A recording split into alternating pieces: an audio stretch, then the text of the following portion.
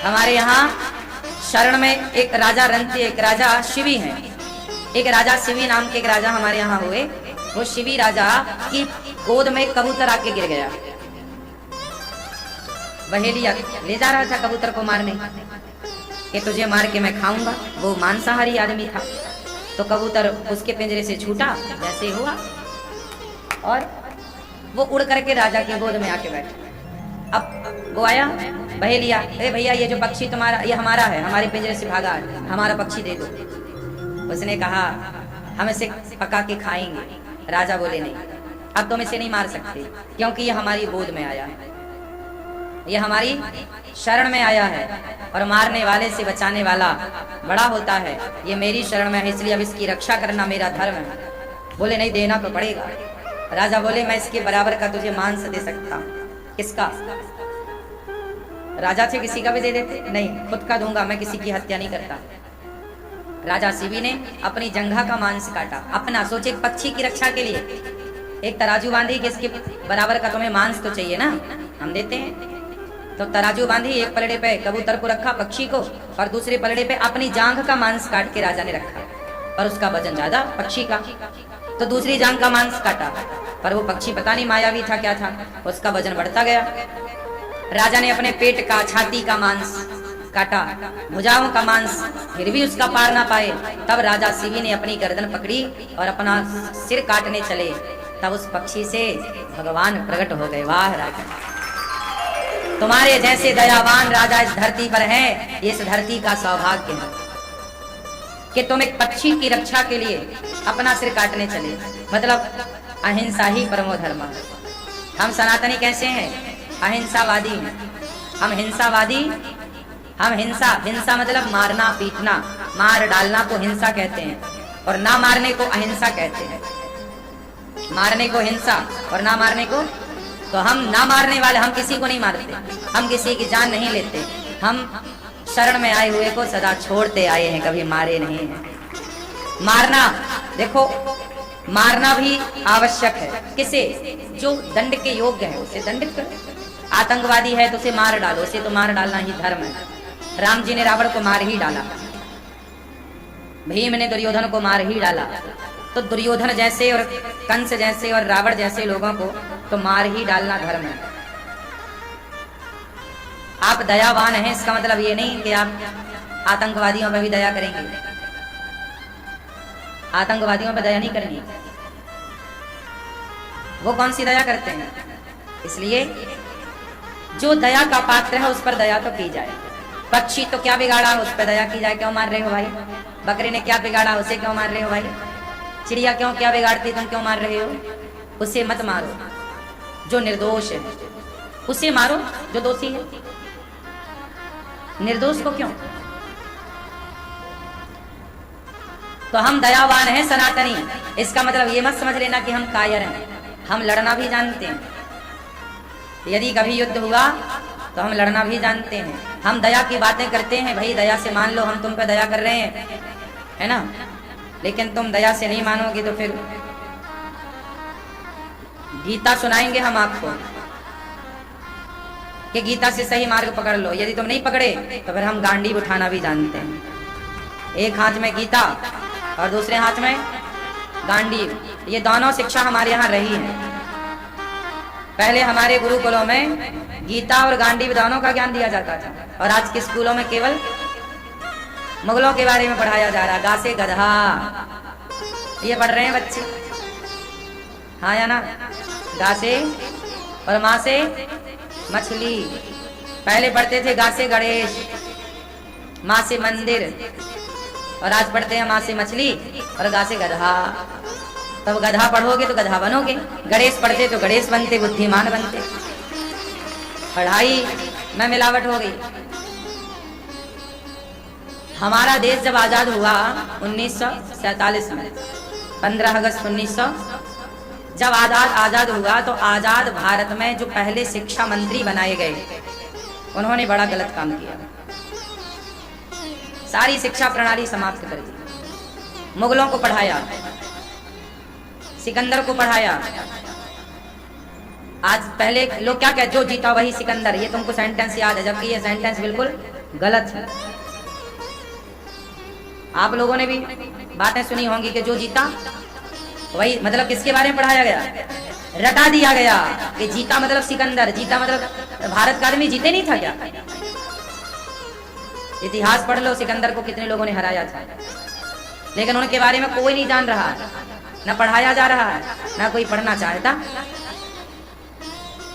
सिकंदर को पोरस ने हराया, सिकंदर को हराने वाले बहुत थे, जीत गया तो भाग काहे गया, हार गए तब तो भागा था, लेकिन आपको पढ़ाया गया उल्टा। इसलिए आपको चाहिए कि आप सही पढ़ें और सही दिशा में आगे बढ़ें। हमारे भारत के जो अपने राजा महाराजा हुए, जो भारत की संस्कृति है, जो हमारे वेद हैं, पुराण हैं, गीता है, उपनिषद है, इनको पढ़ने की आवश्यकता है, इनको जानने की आवश्यकता है।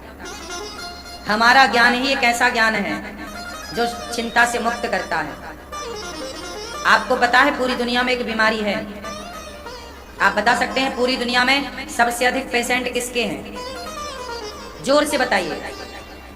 पूरी दुनिया का सर्वे मैं बताऊंगा, कुछ आप भी सुनते होंगे समाज में, तो बताइए पूरी दुनिया का सर्वे बताइए कि सबसे अधिक बीमारी किस चीज की है, सबसे अधिक पेशेंट किसके हैं, कौन सी बीमारी की? खांसी? ये खांसी कौन कह रहा है भाई?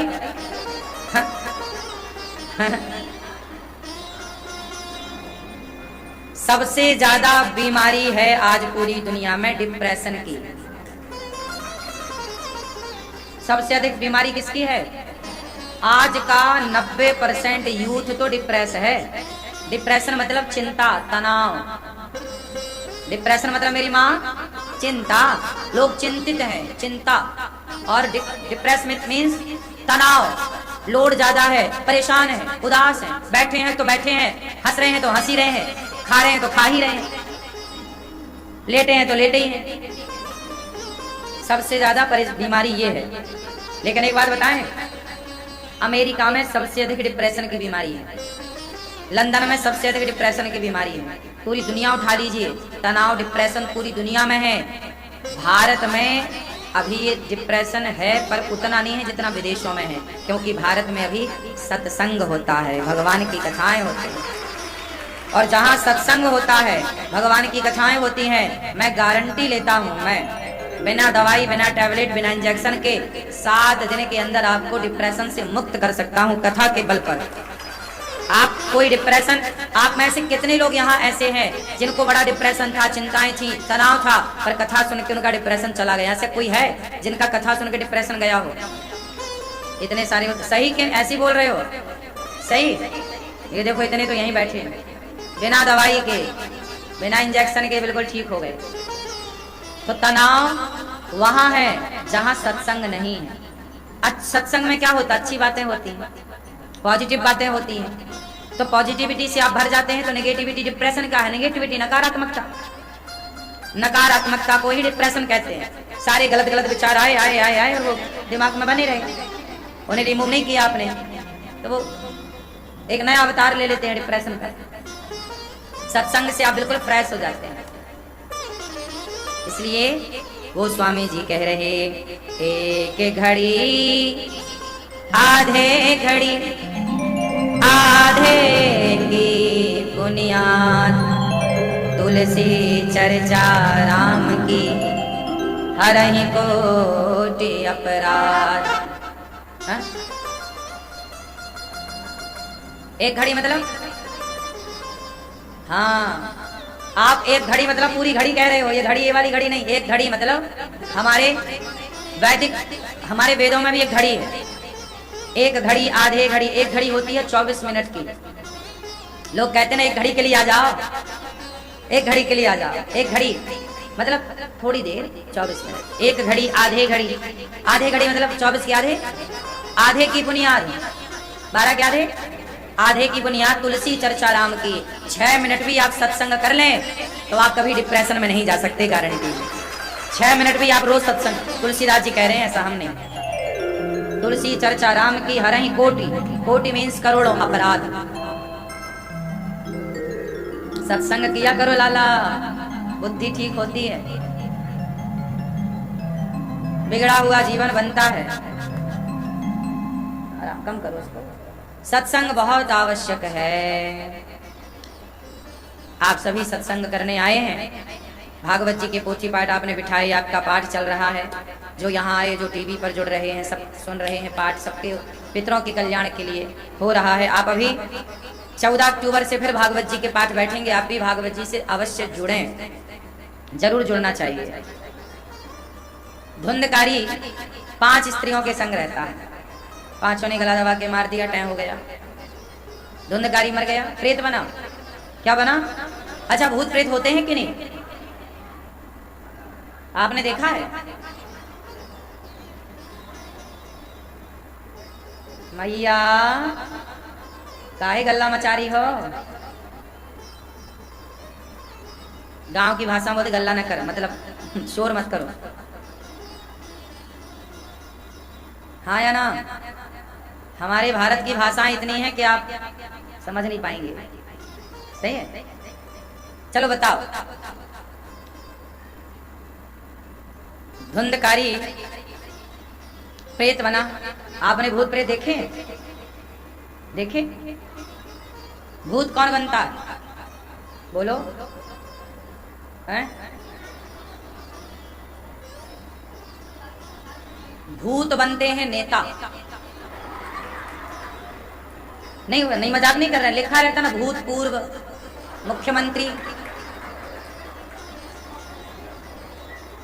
भूतपूर्व सांसद, भूत। अब ये देखो, ये भूत हो गए, भूतपूर्व रहा।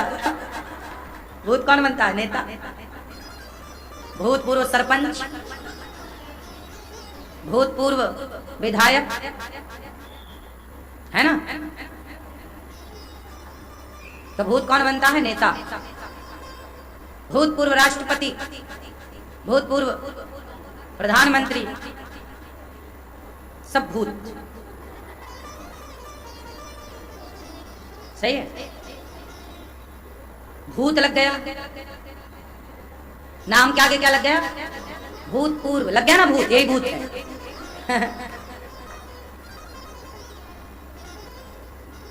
तो आप कह रहे हैं हमने भूत को नहीं देखा, रोज तो देखते हो टीवी पे। एक से बढ़ के एक भूत। आपने कभी ये नहीं सुना होगा, भूतपूर्व स्वामी विवेकानंद जी सुना? भूतपूर्व मीराबाई सुना है? भूतपूर्व तुलसीदास जी। जो जगत के लिए है वो भूत बनता है, जो जगन्नाथ के लिए है वो भूत नहीं बनता। इसलिए हम आपसे कहते हैं कि भगवान के बनो। किसके बनो? भगवान के। मीरा किसकी बनी? तुलसीदास जी किसके बने? स्वामी विवेकानंद जी किसके बने? और नेता किसके बनते हैं? इसलिए भगवान के बनो। किसके बनो? भगवान के। जगत के बन जाने में लाभ नहीं है, जगन्नाथ का बन जाने में बहुत लाभ है। भगवान के बनो। आपने गाने सुने होंगे, मुन्नी बदनाम हुई। ये गाना नया है कि पुराना? जोर से। शीला की जवानी, ये नया है कि पुराना? हैं? ये तुम्हें नया लगता है? सब पुराने हो गए। वाइट दिस कोलावेरी, ये नया है पुराना? सब पुराना। अब बताओ, श्री कृष्ण गोविंद हरे मुरारी। अब ये कीर्तन नया है कि पुराना? हा? कोई भी गीत आएगा वो एक दिन पुराना हो जाएगा। हाँ या ना? कोई भी गीत आएगा वो एक दिन पुराना हो जाएगा।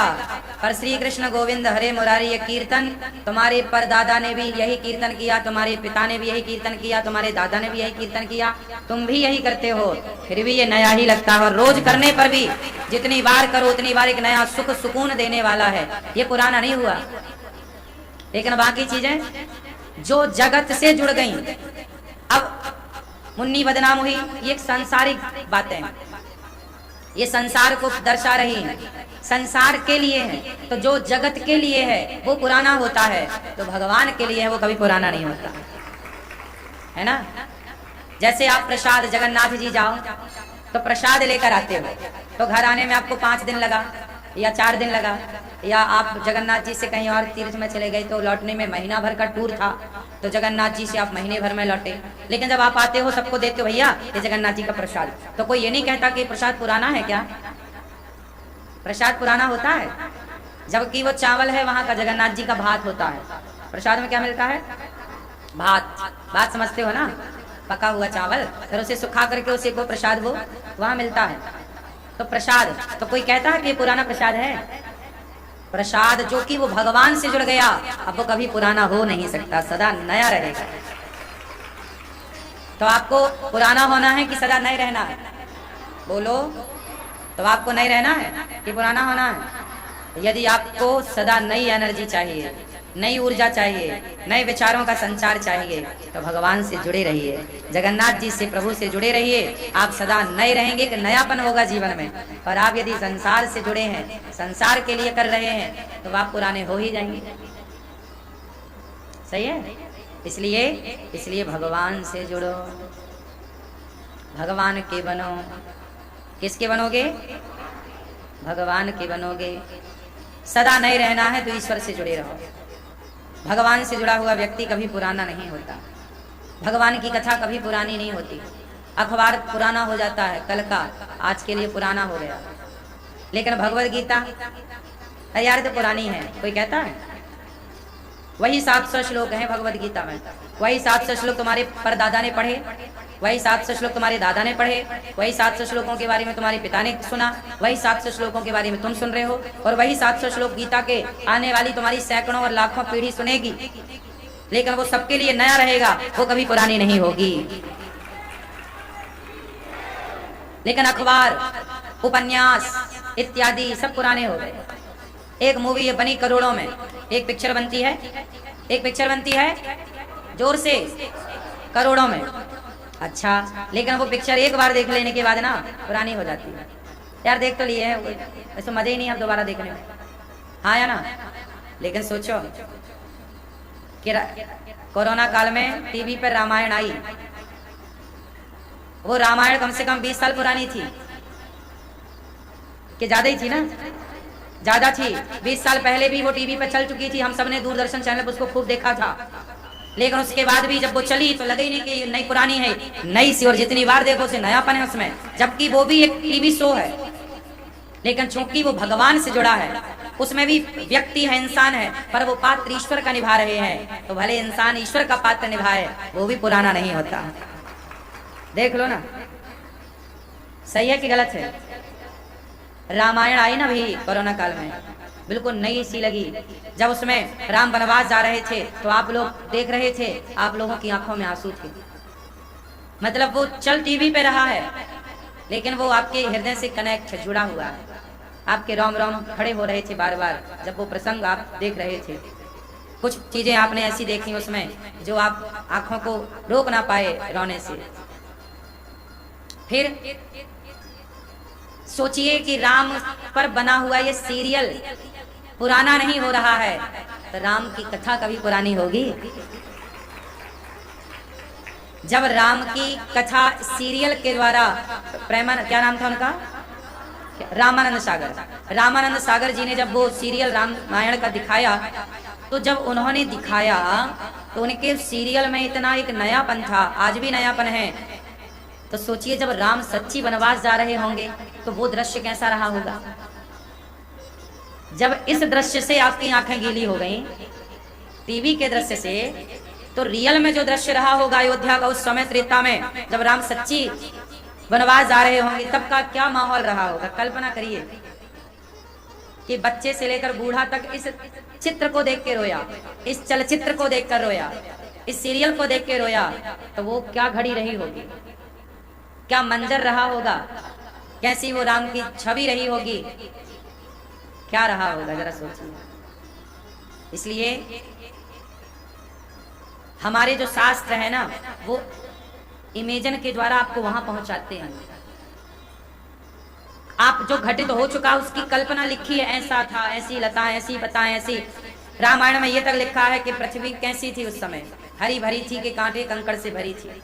वो माहौल कैसा था, वो महीना कैसा था उस समय, भौरों के मन में क्या चल रहा था, चिड़िया के मन में क्या चल रहा था। रामचरितमानस में सब कुछ है लिखे। चौपाई बोलता हूं मैं आपको।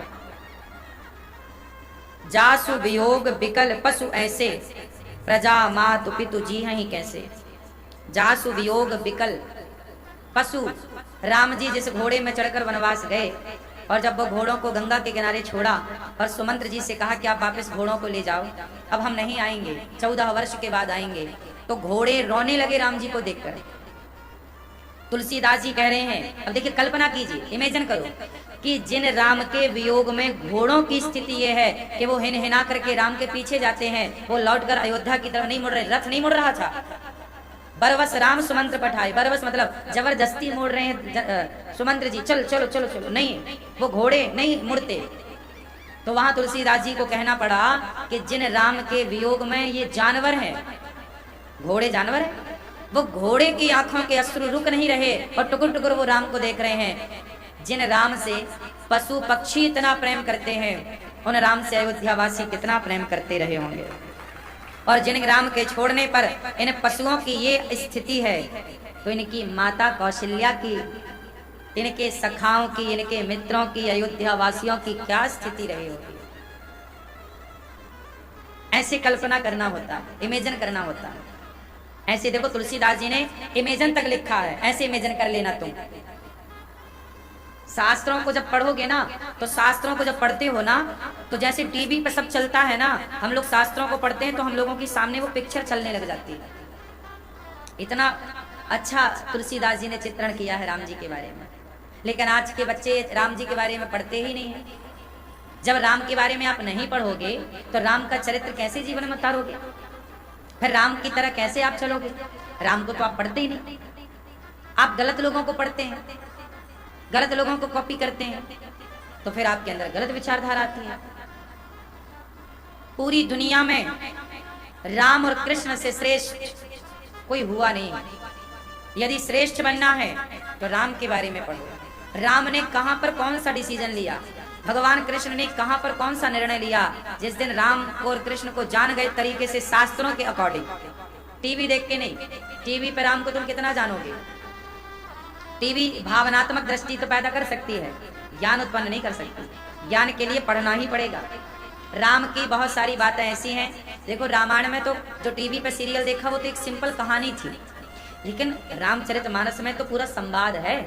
पूरा रावण ने क्या कहा, राम ने क्या कहा, लक्ष्मण जी ने कब क्या कहा, पूरा एक एक वो जब पढ़ोगे तो ज्ञान और होगा। राम जी ने क्या डिसीजन लिया, देखने टीवी देख के पता नहीं चलता, पढ़ने पे पता चलता। वो आपकी डेवलप शक्ति जनरेट करेगा आपके अंदर। निर्णय आजकल युवाओं के अंदर एक कमी है, वो डिसीजन नहीं ले पाते, निर्णय नहीं ले पाते। करूं कि ना करूं, जाऊं कि ना जाऊं, क्या करूं क्या ना करूं, कंफ्यूज। आपके अंदर निर्णयात्मक दृष्टिकोण इसलिए नहीं है क्योंकि ग्रंथों को पढ़ते नहीं। समय निकाल के पूरा महाभारत पढ़ लो। क्या पढ़ लो? महाभारत 1 लाख श्लोक हैं, पढ़ लो। नियम बनाओ कि 5 पन्ने रोज पढ़ना है, 5 पन्ने रोज पढ़ना। समय है तो 10 पन्ने पढ़ लिए, नहीं है तो किसी दिन 1 पन्ना पढ़ा। जिस दिन का छूट गया तो अगले दिन 10 पन्ना पढ़ लिया। नियम बनाओ, फिर देखो आप कैसे डिसीजन लेना स्टार्ट कर देंगे। आपको नॉलेज हो जाएगा, ज्ञान हो जाएगा। और हमारे ग्रंथों में ना सब कुछ है। विज्ञान कहां से आया बताओ, विज्ञान कहां से आया? बोलो। विज्ञान आया वेदों से। वेद में विज्ञान है। हमारे वेदों में विमानों के बारे में जिक्र है, तो आइडिया तो वहीं से लगेगा ना। जिस व्यक्ति ने परमाणु का आविष्कार किया उस व्यक्ति के बारे में आप सर्च करिएगा। पूछा गया कि आपने ये परमाणु बनाया इतना खतरनाक, किस आधार पर बनाया? उस व्यक्ति ने खुद यूट्यूब पर उसका इंटरव्यू पढ़ा है, आप देख लेना। परमाणु बनाने वाले ने कहा कि मैंने ब्रह्मास्त्र से परमाणु के बारे में इमेजिन किया था। किसके बारे में? ब्रह्मास्त्र, जो महाभारत की घटना है। महाभारत में एक अस्त्र का प्रयोग हुआ था, ब्रह्मास्त्र। हाँ या ना? ब्रह्मास्त्र का प्रयोग 2 बार किया अश्वत्थामा ने, एक अर्जुन पर और एक परीक्षित पर। जब वो पेट में थे उत्तरा के गर्भ में। राम रावण के युद्ध में भी ब्रह्मास्त्र का प्रयोग मेघनाथ ने किया लक्ष्मण जी पर।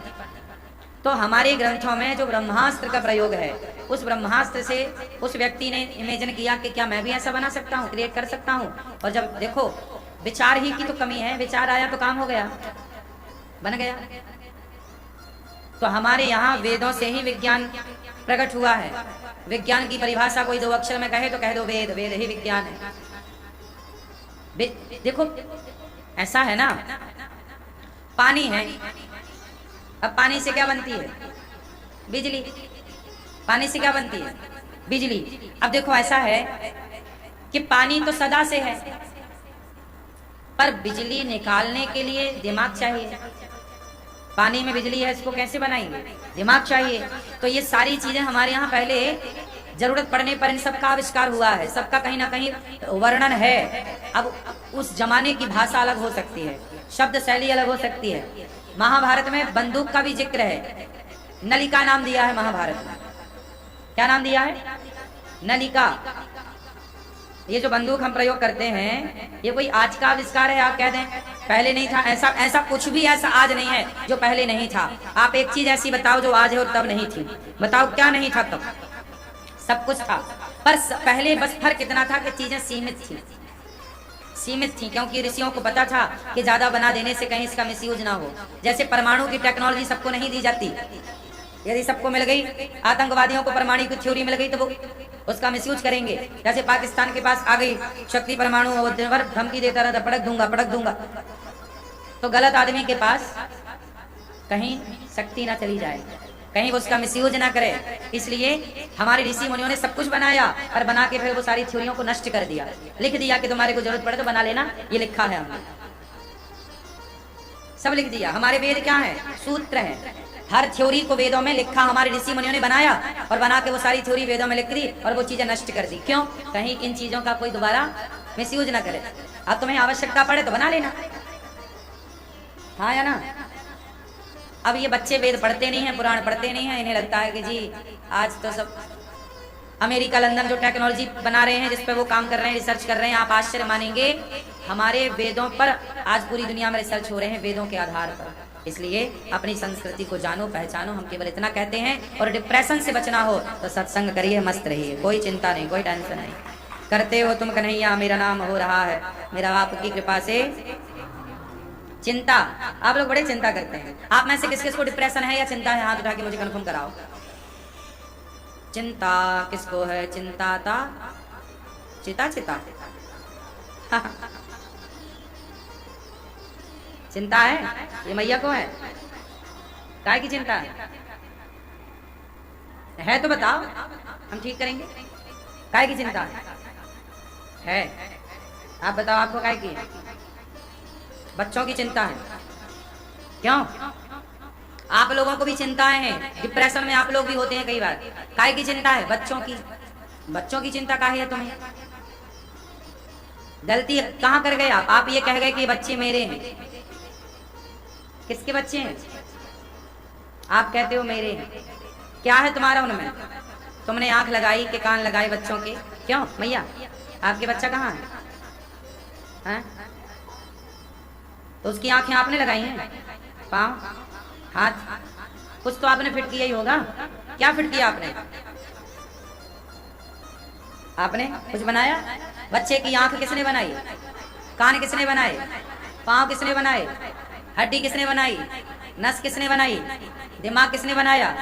पेट किसने बनाया? पीठ किसने बनाई? दांत किसने दिए? जीवा किसने बनाई? आवाज किसने दी? सुनने की शक्ति किसने दी? पचाने की जठराग्नि किसने दी?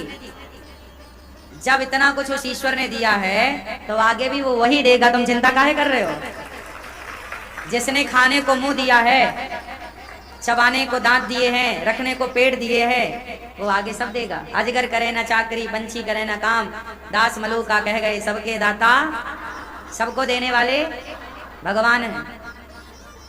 तुम चिंता किस बात की? बच्चों की चिंता। रे बच्चे अपना भाग्य लेके पैदा होते हैं। एक बाप के 4 बेटे होते हैं, चारों का भाग्य अलग अलग होता है। बाप कितना भी करे, एक बाप की 4 बेटियां होती हैं या 2 बेटियां होती हैं या 6 बेटियां होती हैं। सुनो, वो सारी बेटियां अपना अपना भाग्य लेके पैदा होती हैं। सही है कि गलत है?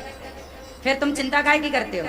जिस परमात्मा ने आपको जन्म दिया है वही परमात्मा आपका भाग्य विधाता है, वही परमात्मा आगे की पूरी व्यवस्था करता है। तुम्हारी बेटी है तो तुम्हारी बेटी के लिए उस परमात्मा ने लड़का भी कहीं ना कहीं पैदा कर दिया होगा। अब वो समय के साथ मिलाएगा। उसका पति कौन होगा, वो कहाँ का पानी पिएगी, कहाँ की बहू बनेगी, कहाँ रोटी खाएगी, सब व्यवस्था पहले ईश्वर ने कर रखी है। तुम व्यर्थ में परेशान होते हो। तुम्हें लगता है हम कर रहे हैं, काहे तुम परेशान होते हो? सुनो, ये संसार हम नहीं चला रहे हैं। कौन चला रहा है? भगवान चला रहा है। तो बच्चों की चिंता तुम काहे करते हो? तुम अपना कर्म करो, बच्चों को संस्कार दो, पढ़ाओ लिखाओ, काबिल बनाओ, आगे फिर भगवान है ना। अच्छा ये बताओ, क्या मैंने कभी ये सोचा था कि मुझे इतनी सारी माँओं की सेवा करने का अवसर मिलेगा? मैंने कभी नहीं सोचा। कभी मैंने ये नहीं सोचा कि इतनी सारी वृद्ध माँओं के मुझे चरण सेवा करने का मौका मिलेगा, इतने सारे बच्चों को पढ़ा लिखा के योग्य बनाने का मौका मिलेगा, इतने सारे भक्तों को भोजन प्रसादी देने की सेवा मिलेगी। मैंने कभी नहीं सोचा। मैंने केवल अपना समर्पण कर दिया प्रभु के चरणों में। मैं आपका हूँ, अब आपको जहाँ ले जाना है, जो बनाना है। ना मुझे इंजीनियर बनने का शौक था, ना डॉक्टर बनने का, ना एडवोकेट। मैंने आत्मसमर्पण प्रभु के चरणों में किया। मैं आपका हूँ, अब जो आपको बनाना हो आप बना दो।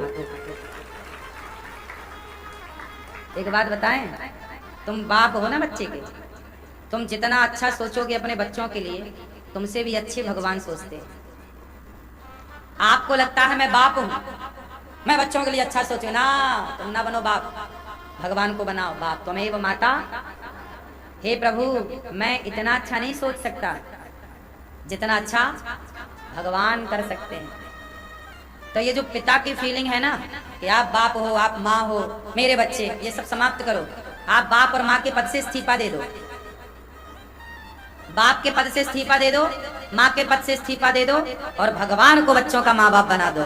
बेटा आज से तुम्हारी माता लक्ष्मी और आज से तुम्हारे पिता नारायण, आज से तुम्हारी माता सीता और तुम्हारे पिता राम। हनुमान जी के माता पिता कौन? कहने की बात है कि माता अंजनी है। माता अंजनी ने तो सौंप दिया है राम के चरणों, मेरा बेटा अब ये मेरा नहीं रहा, राम तुम्हारा है। हनुमान जी अब किसके बेटे हो गए?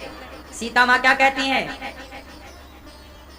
बेटा अजर अमर गुण निधि सुत, सुत मतलब बेटा, सीता माँ ने कहा सुत, हे बेटा तुम अमर हो जाओ, तुमने मुझे राम का संदेशा दिया, तुमने एक बेटे का कर्तव्य पूरा किया, जाओ बेटा अमर। माँ, हनुमान जी क्या कहे? माँ तुम वही अतिशय भूखा, माँ मुझे भूख लगी है। हनुमान जी कह रहे हैं, क्या कह रहे हैं सीता माता को? माँ तुम वही अतिशय, अति भूख लगी है। ये फल देख रहे हो जंगल के, बड़ी भूख लगी। सीता मैया बोली राक्षस पहरा दे रहे हैं, मत चली जाना, मारेंगे। हनुमान जी नहीं मैया, तुम्हारा बेटा तुम्हारे आशीर्वाद से इनको मार सकता है। अच्छा तुम बड़े भी हो सकते हो? हाँ, भयं पर्वताकार शरीरा। माता जी बोली अब ठीक है जाओ। हनुमान जी गए, फल खाए, राक्षसों को मारा और सीता मैया खूब राम राम से आशीर्वाद दे रहे, मेरा हनुमान आया, मेरा हनुमान आया, मेरा हनुमान आया, राम का संदेशा लाया। सीता मैया खुश हो गई। राम क्या कह रहे? तुम मम प्रिय भरत ही सम भाई। हे हनुमान तुम हमें तो भरत की तरह प्रिय हो। अंजनी माँ ने तो केवल जन्म दिया और सौंप दिया। हाँ ये वस्तु उठाई, ये वस्तु उठाई है ना, और ये समर्पण कर दिया। ये अब ये तुम जानो तुम्हारा, ये बच्चे बिल्कुल ये ना कहो कि ये मेरा है। जब भगवान का नाथ सकल संपदा तुम्हारी, मैं सेवक समेत सुतनारी।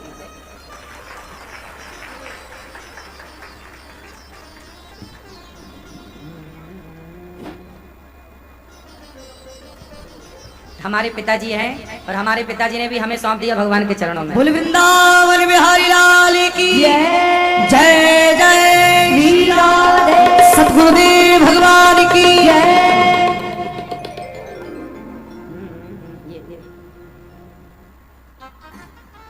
आज इनका जन्मदिन है और जन्मदिन के उपलक्ष्य में आशीर्वाद देते हुए और सभी का आशीर्वाद साथ में इनको समर्पित करते हुए एक बार जोरदार तालियों से स्वागत करते हैं।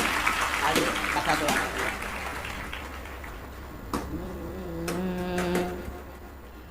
तो मातु मोही अतिशय भूखा, लागी देख सुंदर फल रूखा।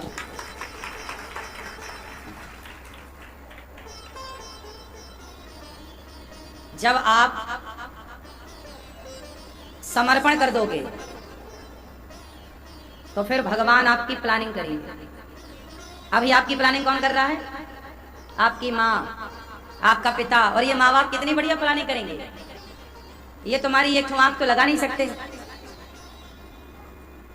भगवान ने लगाई ना 2 आंख, बोलो हाँ कि ना।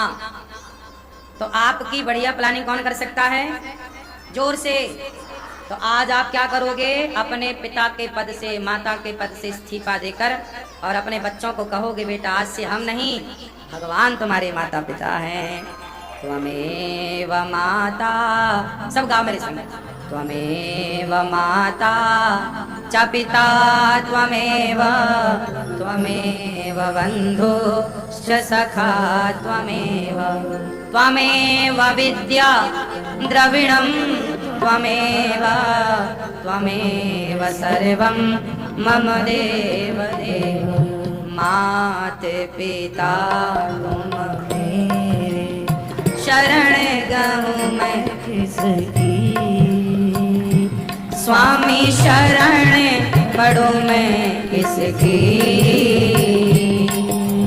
तुम बिन और ना दूजा, प्रभु बिन और ना दूजा, आस करूं मैं किसकी। ओम जय जगदीश हरे। तुम पूर्ण परमात्मा, तुम अंतर्यामी, स्वामी तुम अंतर्यामी। पार ब्रह्म परमेश्वर, पूर्ण ब्रह्म परमेश्वर, तुम सबके स्वामी। ओम जय जगदीश हरे।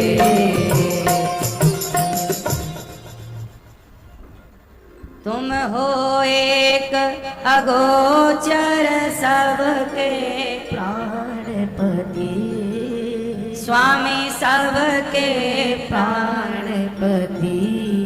किस विध मिला हूँ दया मैं, किस विध मिलो श्री श्याम जी, तुमको मैं कुमति। ओम जय जगदीश हरे। तो बताओ फिर हमारे कौन भगवान? तो आज से कभी इस बात का घमंड ना करना कि ये बेटा मेरा, ये घर मेरा, ये परिवार। जब आप कहोगे कि मेरा है तो डिप्रेशन आपको ही होगा, चिंता आपको। और जब आप मानोगे नहीं कि मेरा है, जब मान लोगे भगवान का, तो फिर चिंता भगवान को है, आप बच जाएंगे। तुम जानो और तुम्हारा काम जाने।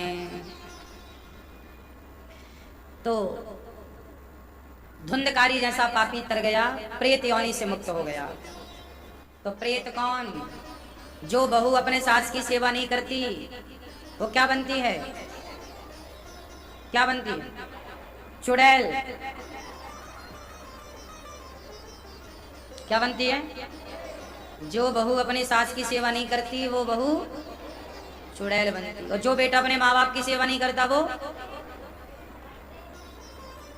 प्रेत। भूत तो नेता, और जो माँ बाप की सेवा ना करे वो प्रेत है ना। इनकी भी क्वालिटियां होती हैं, भूत, प्रेत, पिशाच, डाकनी, पिशाचनी, ये सब अलग अलग क्वालिटी है, वीआईपी है इनमें भी, है ना। एक और होता सबसे खतरनाक, ब्रह्म राक्षस। तो ऐसा होता है। तो आप लोग क्या बनना पसंद करोगी? चुड़ैल के, पिशाचनी के, डाकनी? चुड़ैल के पांव ऐसे रहते हैं, डाकनी के पीछे की तरफ। जो सास की सेवा नहीं करती वो तो चुड़ैल बनती है, लेकिन जो सास को मारती है वो डाकनी बनती है। तो आप लोग सास की सेवा करो और सताओ ना। सास ससुर की सेवा करना चाहिए। सही है कि गलत है? क्या सही है? सेवा नहीं करना चाहिए? आप लोगों को चाहिए कि मानव जाति की सेवा करो। सास ससुर ही नहीं, हर प्राणी जीव मात्र में भगवान को देखो और सबकी सेवा करो। जन्माद्यस्य यतोऽन्वयादितरतश्च चार्थेष्वभिज्ञः स्वराट् तेने ब्रह्म हृदय आदि कवये मुह्यन्ति यत्सूरयः।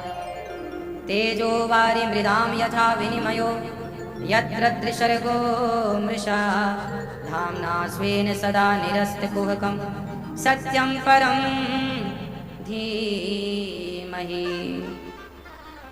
जन्म आदि यस्य जन्माद्यस्य, जो भगवान सृष्टि उत्पन्न पालन और संहार करने वाले हैं, ऐसे भगवान को हम नमस्कार करते हैं।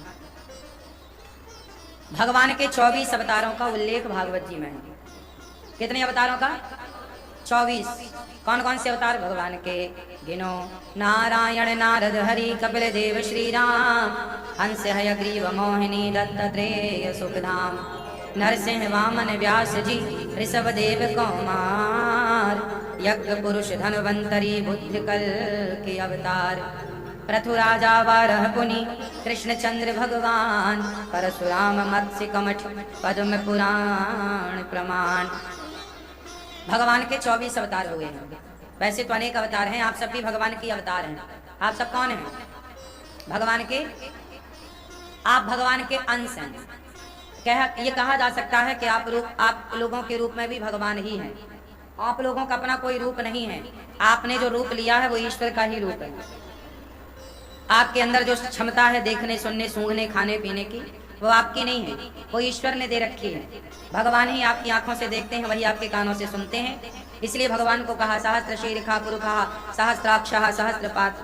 भगवान के हजारों आंख हैं, हजारों कान हैं। आप सबकी आंखों से भगवान देखते हैं, आप सबके कानों से भगवान सुनते हैं। तो भगवान सब देख रहे हैं, सब सुन रहे हैं, इसलिए भगवान सब जगह है। सब भाव बनाना चाहिए। अच्छा चलो एक सवाल हम आपसे कर लें। ये महाभारत के बारे में आप में से कितने लोगों ने सुना है या देखा है महाभारत को? आप में से कितने लोगों ने महाभारत देखा है? क्यों? टीवी पे? अरे तो हम ये थोड़ी कह रहे कि तुम वहीं खड़े होकर देख रहे थे। हमें पता है कि तुम वहां खड़े नहीं थे। हमें पता है टीवी पे देखा होगा। टीवी पे मेंशन क्यों कर रहे हो? टीवी पे देखा होगा। क्यों भैया, आपने महाभारत देखा है? वहां खड़ी थी आप ऐसे टीवी पे? अच्छा आप उस समय रही भी तो होंगी, क्यों नहीं? ऐसे क्यों नहीं रही? हम सब रहे भगवान श्री कृष्ण की सेना में, सब रहे। राम रावण का युद्ध हो रहा था तब भी हम लोग थे, बंदर भालुओं के रूप में खूब रावण की सेना को बचा रहे थे। क्यों कहना कि नहीं थे? मैया इधर चली मैं उधर चली, पता नहीं मैं किधर चली। हाँ? चली मेरी माँ, टाटा। महाभारत क्यों हुआ था जरा बताओ? ये भैया बताएंगे हमारे सफेद शर्ट वाले। महाभारत क्यों हुआ था? किसके चक्कर में? आप बताओ महाभारत क्यों हुआ है? किसके चक्कर में? नारी के चक्कर में। कौन सी नारी? अच्छा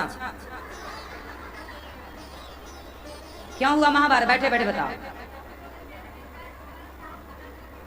ठीक है आप बताओ मैया, किसके चक्कर में क्यों महाभारत हुआ? द्रौपदी के चक्कर में। आप बताओ हैं? आप बताओ द्रौपदी के चक्कर में। आप बताओ द्रौपदी के चक्कर। आप बताओ पांडवों के चक्कर में।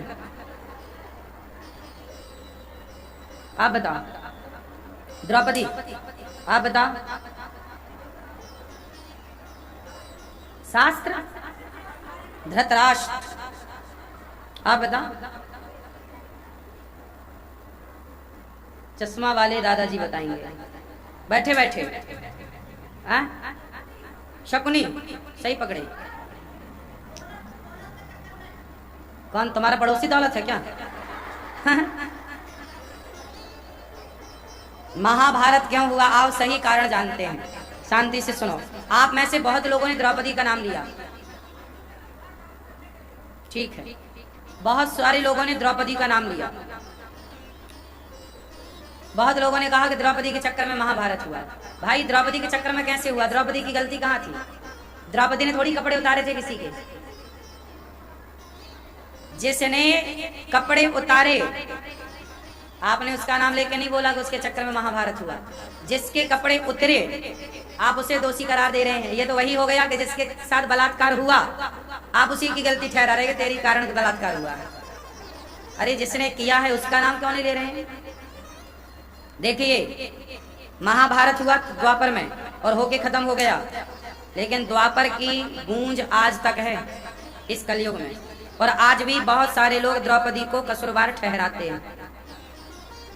आज का समाज बहुत सारे लोग द्रौपदी की गलती बताते हैं। आप लोगों के अंदर ना विचार करने की क्षमता नहीं है, विचारक नहीं है आप लोग।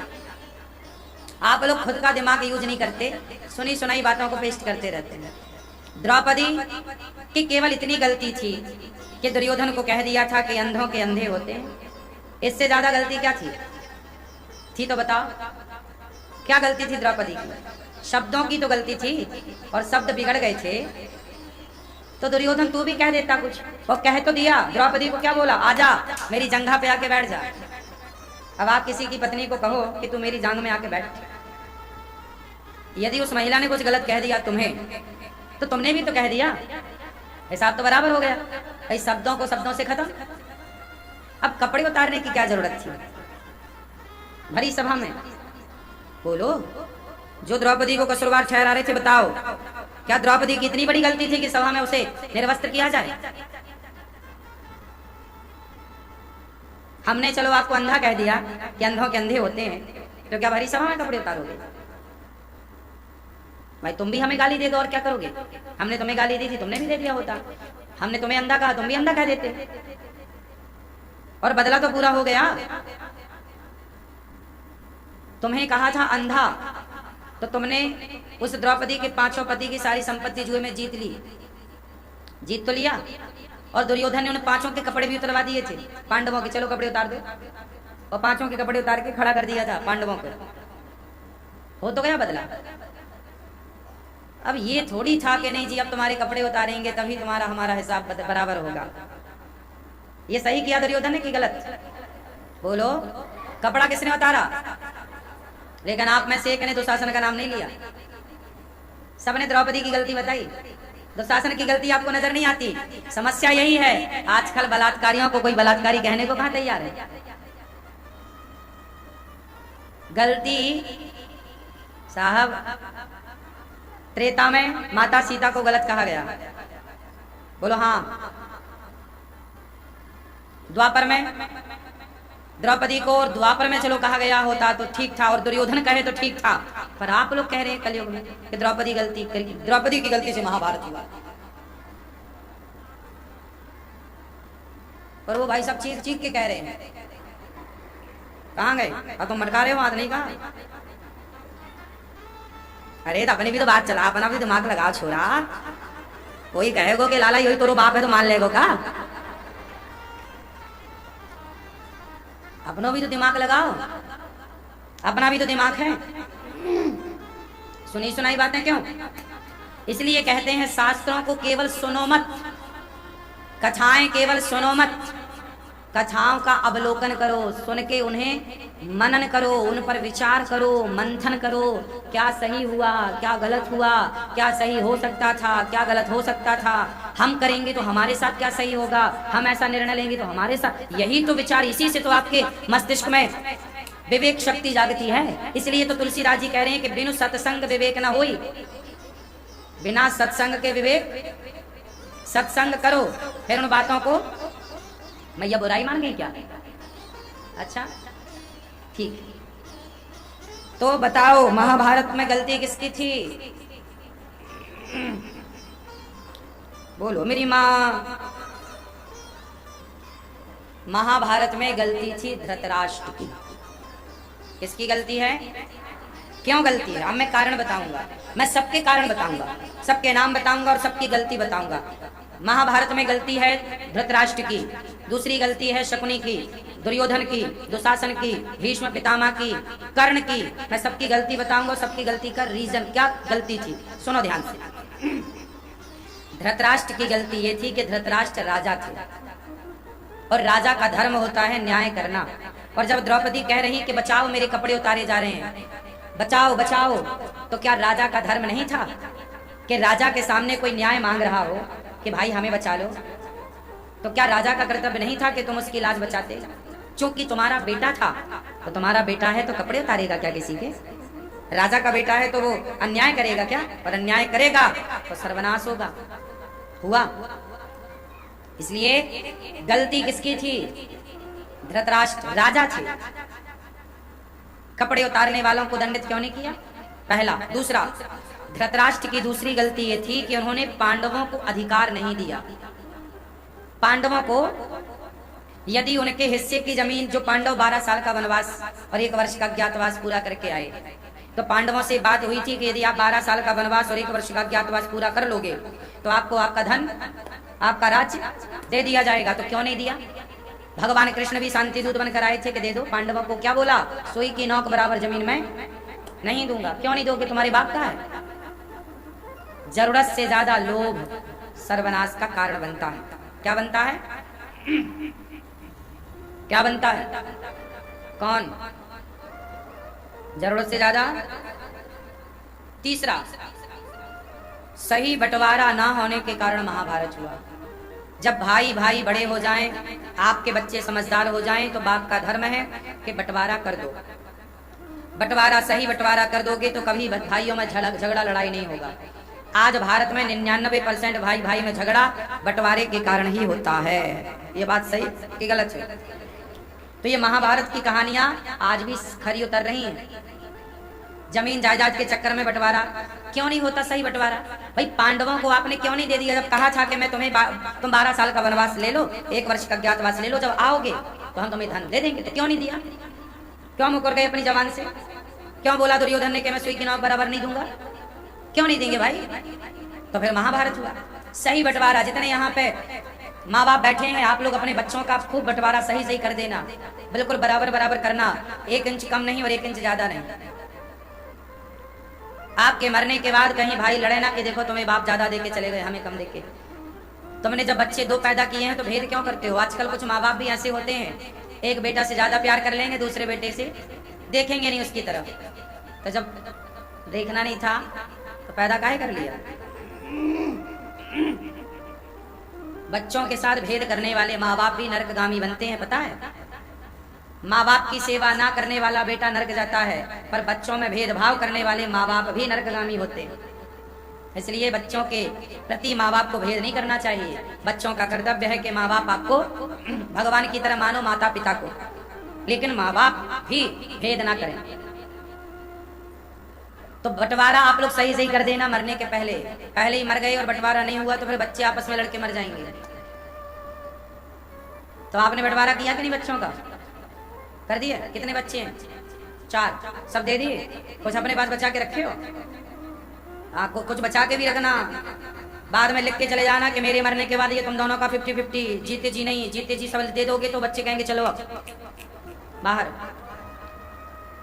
तो फिर थोड़ा अपने पास भी बचा के रखो। लिख दो वसीयतनामा में कि भाई ये तुम्हारा रहेगा, हमारे मरने के बाद जो हमारी सेवा करेगा उसको ज्यादा मिल जाएगा थोड़ा सा, तो जो सेवा करे उसको ज्यादा दे दो, कोई दिक्कत नहीं है, उसका अधिकार है, उसने सेवा की है। तो कुल मिला के महाभारत क्यों हुआ? सही बंटवारा नहीं किया धृतराष्ट्र ने। दूसरा, महाभारत का सबसे बड़ा जिम्मेदार कौन? भीष्म पितामह। क्यों चुप बैठे? आपके सामने एक महिला के कपड़े उतारे जा रहे हैं, वो चिल्ला रही है बचाओ, और आपके अंदर ताकत है, और वो आपके घर की बहू है, वो आपके परिवार की बहू है, और आप ससुर हैं उस परिवार के, पितामह है, फिर भी आपने उसकी रक्षा नहीं की। तो ऐसी शक्तिवान भी यदि तमाशा बैठ के देखेगा तो महाभारत तो होगा। इसलिए पाप को बैठ के तमाशा पाप का ना देखो, पाप को रोकने की कोशिश करो। यदि आपने पाप को नहीं रोका, चुपचाप सहा, तो वही पाप आपका नाश कर देगा। पितामह चुप रहे, ये गलती है। उठाना था धनुष और दुशासन को सिर काट देना था। तरीके से मार देते दुशासन को, हिसाब बराबर हो जाता। एक दुशासन मर जाता तो बाकी सब बच जाते। तीसरी गलती कर्ण की, हम तो शकुनी की गलती मानते ही नहीं है, क्योंकि शकुनी तो देखो गलत करने ही आया था। शकुनी तो कसम खा के आया था ना मैं गलत करूंगा। तो आपने ऐसे गलत आदमी को रखा क्यों? पहले तो ये बताओ कि आपने अपने साले को इतने दिन तक घर में रखा काहे? धृतराष्ट्र महाशय साले को रखे भाई, साला 2 दिन आए 4 दिन आए सदा रहेगा तो। धृतराष्ट्र को क्या जरूरत थी साले को रखने की और सलाहकार बनाने की? भाई तू अपना जा, अपना राज्य संभाल, सही है। तो शकुनी तो आई था भिड़ाने, तो हम उसकी क्या गलती? वो तो कसम खा के आया था, तो हम उसकी गलती नहीं मानते, वो तो गलत करने आया था। उसकी बातों में आप लोग आए क्यों? सवाल आपसे, उसको घर में जगह दी क्यों? जब जान रहे हो सब लोग गलत कर रहा है तो फिर क्यों नहीं उसे दंडित किया? इसलिए शकुनी तो गलत है ही, उससे क्या कहें। जो गलत नहीं थे पर गलत किया उनका नाम लिया जाएगा। जैसे कर्ण, कर्ण को पता था। अच्छा बताओ, कर्ण ज्ञानी थे कि नहीं? समझदार थे कि नहीं? कर्ण बहुत योग्य थे, पढ़े लिखे थे, ज्ञानी थे, समझदार थे, दानी थे, सर्वगुण संपन्न थे कर्ण, ये कह सकते हैं आप। लेकिन कर्ण के होते हुए एक महिला के कपड़े उतारे जा रहे थे, क्या कर्ण तुम्हें दया नहीं आई? तुमने दुर्योधन का साथ दिया, क्यों दिया? कहना देते मित्र मैं तुम्हारा साथ नहीं दूंगा, ये गलत है। और बल्कि कह रहे हैं तेरे तो 5 पति थे, छठा मुझे बना ले, ये और कह रहे हैं कर्ण। दोस्त ऐसा ना हो, कर्ण जैसा मित्र नहीं होना चाहिए। किसके जैसा मित्र नहीं होना चाहिए? कर्ण। मित्र ऐसा नहीं होना चाहिए कि गलत में साथ दे, मित्र ऐसा होना चाहिए जो गलत करने से रोके। मित्र ये गलत है, मैं तेरा साथ नहीं दूंगा, तू गलत कर रहा, मैं तेरा साथ नहीं दूंगा। वो मित्र नहीं होना चाहिए। चल यार तू बलात्कार कर रहा, मैं भी कर लूं क्योंकि तू तो मेरा मित्र है। यार तू शराब पी रहा, चल मैं भी पी लूं, तू तो मेरा मित्र है। नहीं, तू पी रहा है यार, तू ना शराब पी, ये गलत है, मैं तुझे रोकूंगा यार, शराब ना पी, मैं तेरा दोस्त हूं, मैं तुझे गलत नहीं देख सकता। कर्ण को पता था कि दुर्योधन का सर्वनाश हो जाएगा। कर्ण चाहते तो रोक लेते, क्योंकि कर्ण की बात दुर्योधन मानता था। और कर्ण को दुर्योधन को घमंड ही कर्ण का था। दुर्योधन को घमंड किसका था? कि मेरे पास तो कर्ण जैसा योद्धा है। तुम्हारे अभिमान से तो वो गरज रहा है, वरना उसकी औकात क्या थी? जंगल के भीलों ने पकड़ लिया था दुर्योधन को। तो जानता था दुर्योधन कि मेरी कोई औकात नहीं है, अर्जुन के सामने मैं टिक नहीं सकता, भीम के सामने मैं टिक नहीं सकता। वो तो थोड़ा कर्ण थे, पितामह थे, दुर्योधन को लगा गुरु द्रोणाचार्य जिन्होंने अर्जुन को धनुष पकड़ना सिखाया, इनके बल पे गरजता था। खुद की क्या हैसियत थी? लेकिन काम कोई नहीं आया। याद रखना, तुम गलत कर रहे हो तो तुम कितने भी शक्तिशाली हो, तुम्हारा नाश होगा, क्योंकि ईश्वर कभी गलत का साथ नहीं देते। जब देंगे तो वो भगवान सदा सत्य का और धर्म का साथ देंगे। इसलिए कृष्ण ने अर्जुन का साथ दिया, कौरवों का साथ नहीं दिया। कौरवों का साथ कौन दिया? कर्ण, पितामह, गुरु द्रोणाचार्य, कृपाचार्य इत्यादि। और ये बड़े नाम है। कर्ण बहुत बड़े योद्धा थे, बहुत बड़े, छोटे मोटे नहीं। लेकिन कर्ण ने गलत किया कि सही किया? बोलो। इसलिए मित्र कैसा हो? कर्ण जैसा नहीं। मित्र ऐसा हो कि मुझे गलत करने से रोके। यार ये द्रौपदी की साड़ी तू गलत उतार रहा है, ये तेरी भाभी है, और कोई चलो कोई महिला है, पर महिला को निर्वस्त्र करना भरी सभा में ये गलत बात है। बोलना था ना, तू मेरा मित्र है यार, ये तो गलत है, मैं इसमें साथ नहीं दूंगा तेरा। लेकिन एक बात और है, दुर्योधन बड़ा होशियार था। कर्ण को ना लॉलीपॉप दे दिया था। दुर्योधन ने कर्ण को क्या दे दिया? कौन सा लॉलीपॉप? अंग देश का राजा बना दिया। एक बात बताएं, कोई तुम्हें फोकट में कुछ दे मत लिया करो। कोई तुम्हें फोकट में 1 लाख रुपया दे, 5 लाख रुपया दे, 10 लाख दे, 1 करोड़ दे, मत लो। आज वो व्यक्ति तुम्हें दे रहा है, कल उससे कई गुना कीमत वसूलेगा, तुमसे गलत काम कराएगा। ये हमारी माताएं, कुछ माताएं, नेता लोग साड़ी बांटते हैं, भैया दौड़ जाती साड़ी साड़ी साड़ी साड़ी। ओ भैया ऐसी मधुमक्खी की तरह झोंक लगती है, मर जाती है एक दूसरे के ऊपर गिर के। साड़ी 100 रुपट्टी की है और ऐसे मर रही हैं, और वो स्टील का बर्तन बांटते हैं, गगरी। मतलब क्या मेरी माँ, तुम्हारा पति तुम्हें साड़ी नहीं देता क्या, जो नेताओं की साड़ी पे मर रही हो? अरे स्वाभिमान से जिया करो। हम फटे कपड़े पहनेंगे पर पति के हाथ का किसी नेता वेता की साड़ी गाय को पहने?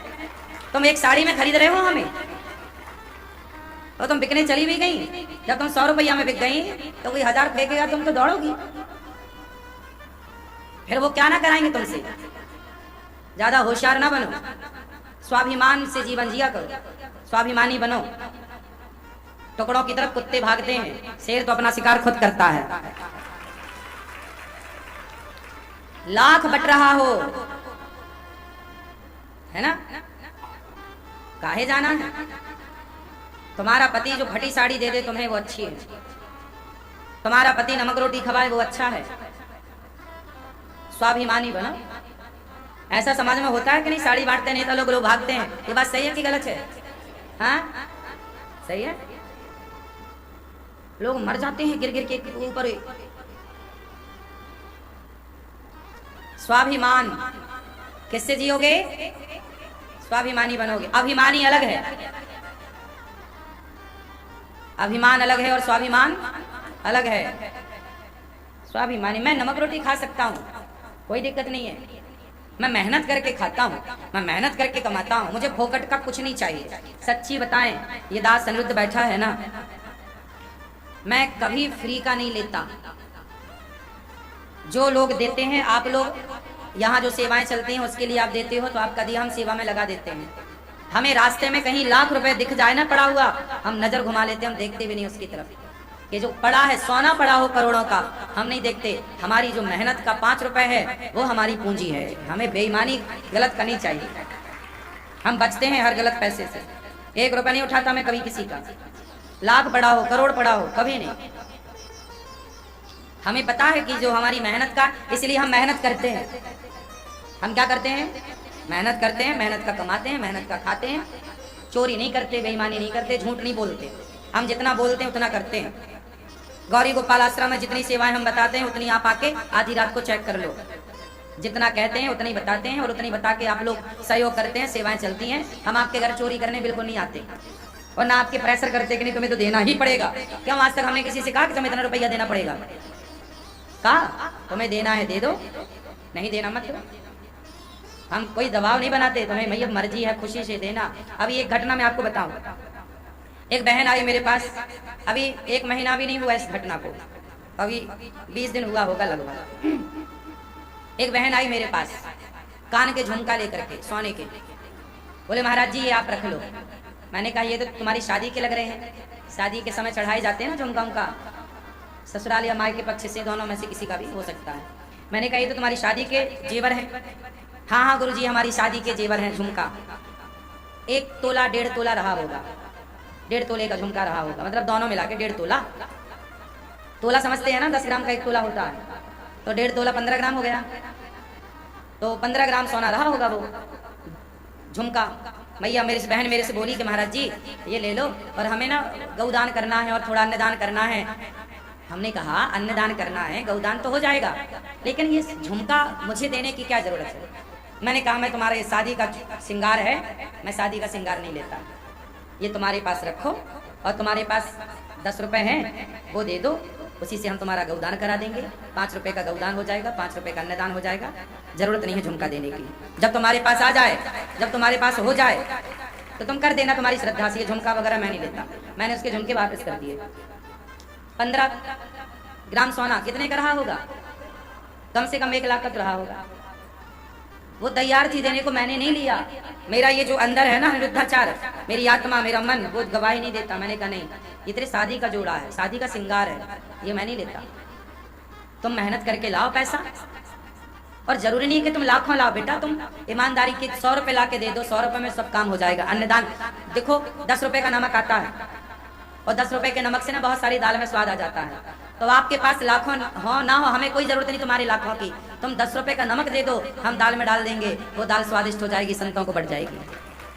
मैंने नहीं लिया, वापस कर दिया और उसका गौदान भी कराया और मैंने उसके अन्नदान भी कराया, हाथ लगवाया, बोले ये सब तुम करो और जब तुम्हारे पास हो जाए तो तुम्हारा मन हो तो दे जाना, नहीं हो तो कोई बात नहीं। तो दान करो ना तो श्रद्धा से करो। मैं दान लेता हूँ आपसे, लेकिन मैं कहता हूँ कि ईमानदारी का ही दान करना, मुझे बेईमानी का चाहिए भी नहीं। मैं ऐसा नहीं कि सब कुछ रख लूँ ना, मैं नहीं रखता, मैं ईमानदारी का रखता हूँ। मुझे लगता है कि आपको पैसे की जरूरत है। एक बाप आया मेरे पास, बहुत पहले की बात है, मेरे कैरियर की शुरुआत थी वो, भागवत जब मैं शुरू करने निकला, ये घटना है 2013-14 की होगी, 2013-14 की। एक आदमी आया, उसकी 3 बेटियां थी, एक बेटी 20 साल की थी, दूसरी बेटी 18 की और तीसरी और छोटी। उसकी बेटी बिल्कुल ब्याह के लायक थी, 20 साल वाली तो बिल्कुल शादी के लायक थी, और ये घटना 13-14 की है। तो वो आया, बोले महाराज जी हमें भागवत सुनाओ। हमने कहा भागवत सुना तो देंगे, परंतु मैंने कहा कौन है तुम्हारे घर में, मैं पहले सब जानकारी लेता, कौन है, तो बोला 3 बेटियां हैं और बेटियों का ब्याह करना है, एक छोटा बेटा भी था उनका। मैंने कहा बेटी का ब्याह करना है, अभी भागवत मत कराओ, भागवत कराने में आपका पैसा भागवत में खर्च हो जाएगा और बेटी के ब्याह में संकट आ सकता है, अभी मत कराओ, पहले बेटियों का ब्याह कर लो, पहले अपनी जिम्मेदारी से निवृत्त हो जाओ, फिर हम आपको आनंद से भागवत सुनाएंगे।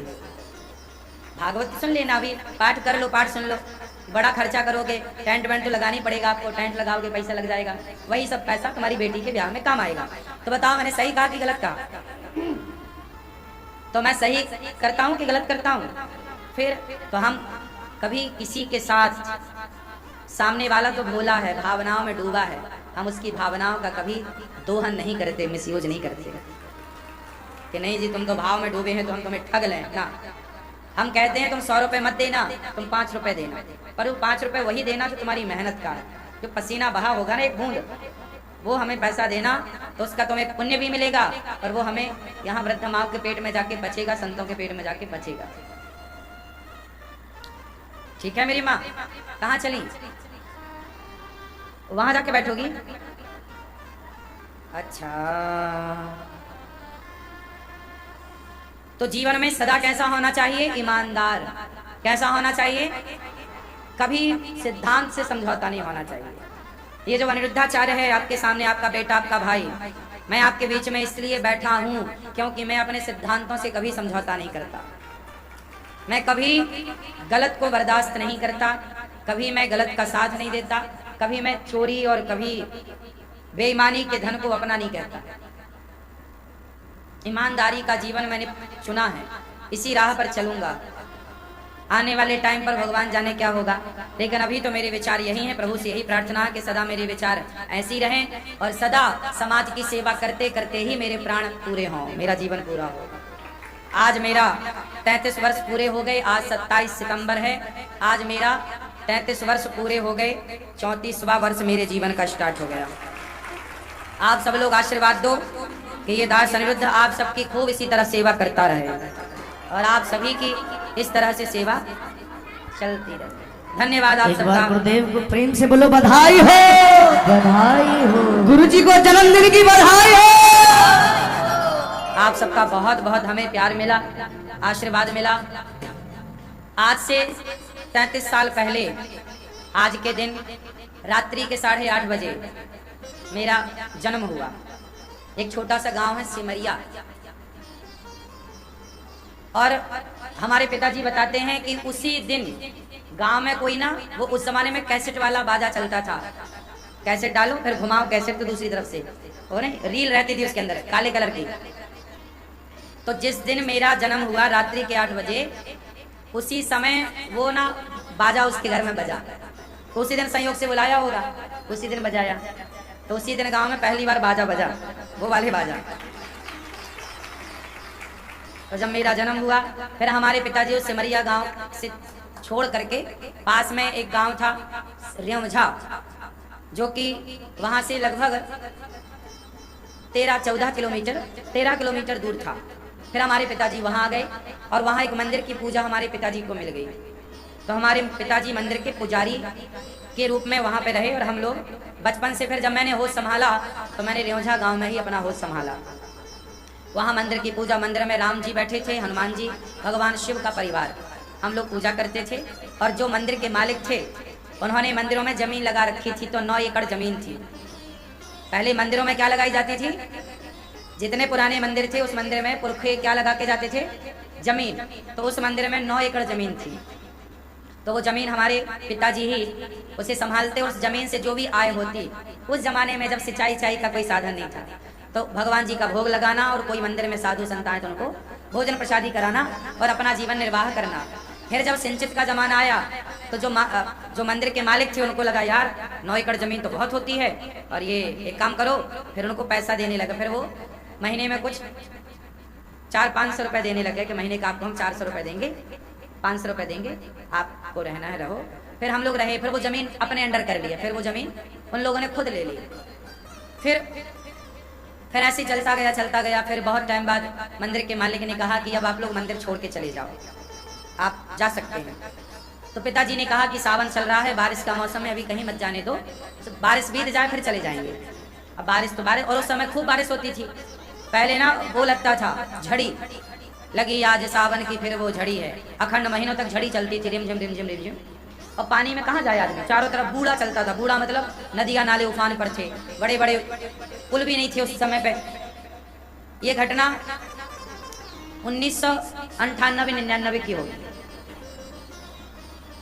ये घटना 99 की है, 1999, 98, 99, 2000 के पहले की घटना है।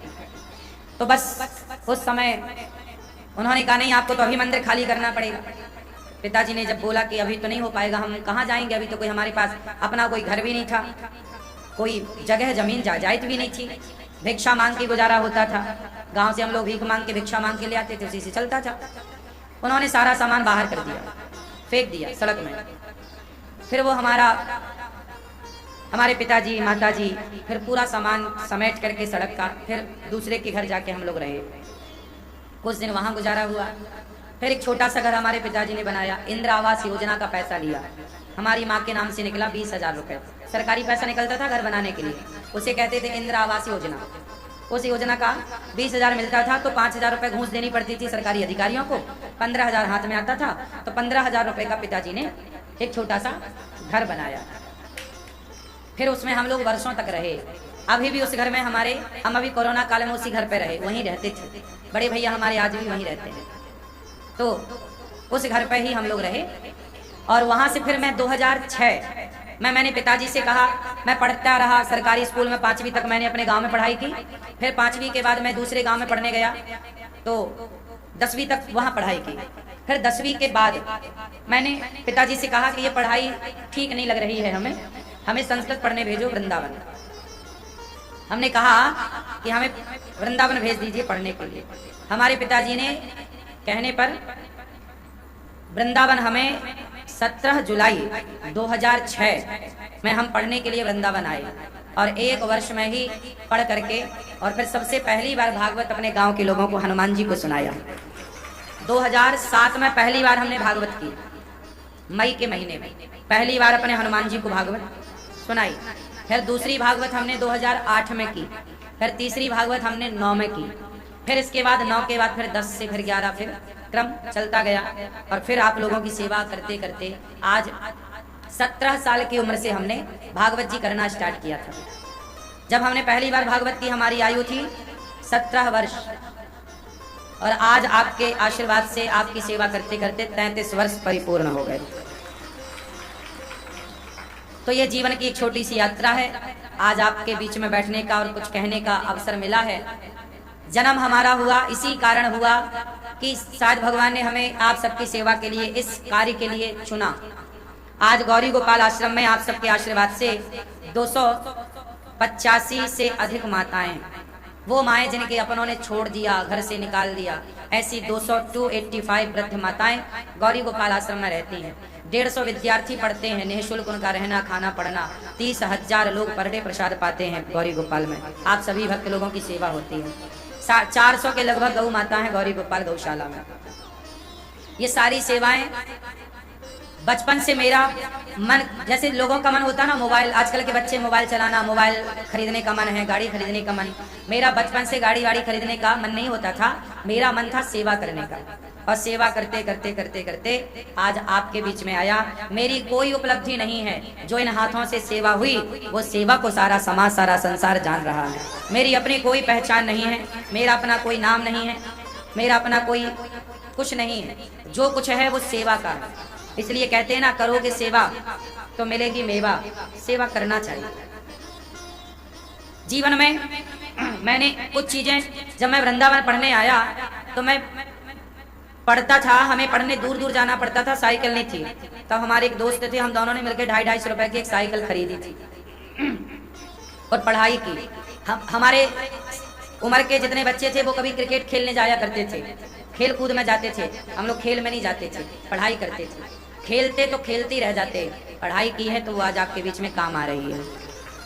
तो जीवन में कुछ करने के लिए उस जमाने का त्याग चाहिए था, तो वो त्याग हमने जितना हो सका किया। और विद्या देखो हमारे गुरुदेव भगवान की कृपा से मिली। आप कितना भी पढ़ लो, आप विद्वान नहीं हो सकते जब तक विद्या आपको गुरु कृपा से प्राप्त ना हो। विद्या विवादाय धनम मदाय, विद्या विवाद का कारण बन जाती है, धन अभिमान का कारण बन जाता है। पर जब गुरु कृपा हो, भगवान की कृपा हो, तो थोड़ी सी विद्या बहुत बड़ी हो जाती है, और थोड़ा सा धन समाज की सेवा में लग जाए तो वो कई गुना बढ़ जाता है। एक चीज मैं आपको बताऊं, आप भी एक सिद्धांत बनाओ, खाने के पहले किसी को खिलाओ।